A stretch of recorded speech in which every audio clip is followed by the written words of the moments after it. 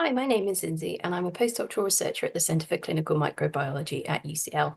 I'm currently working part-time as a site coordinator for some of the clinical trials that we're part of, looking at improving drug treatments for tuberculosis. I'm site coordinator for the Centre for Recherche Médicale de l'Ambarénie, or CERMAL, in Gabon, the Instituto Nacional de Saúde, or INS, in Mozambique, and the Kamuzu University of Health Sciences, or KUES, in Malawi. There are other sites in our trials, and these are looked after by different site coordinators, and we're a big international team. In this video, I'll briefly explain what a clinical trial site coordinator does. Throughout the year, we help our sites to run smoothly and as well as possible, so that as much data as possible can be included in the final results.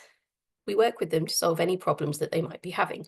A good example, because a lot of the sites have problems with this, is contamination rates.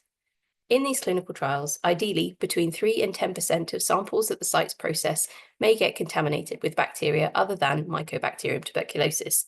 We work with the sites to try and identify the problems causing either too low or too high contamination rates. Teams must decontaminate patients' sputum samples to get rid of the bacteria that aren't TB. This is because we want to study the pure culture of Mycobacterium tuberculosis. Contamination rates of less than 3% may mean that the teams are over-decontaminating and may be killing the tuberculosis bacteria too.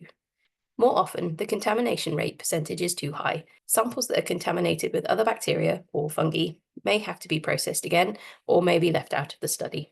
Sometimes high contamination rates might be caused by something like the laboratory airflow dragging dust into the samples, or the decontamination chemicals aren't being made up quite right, so it's not killing the other bacteria properly. Site coordinators also go and visit the sites to see how the teams work in the laboratory and to look to see what else we can improve. We choose some samples at random when we visit and go through all of the associated paperwork, of which there is a lot. Clinical trials need to be very well documented to ensure that we keep patients safe and so that we can trace problems in order to fix them.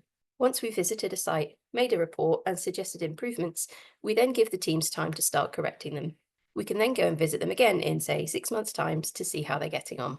For more information about our clinical trials and what we do, visit the Centre for Clinical Microbiology website.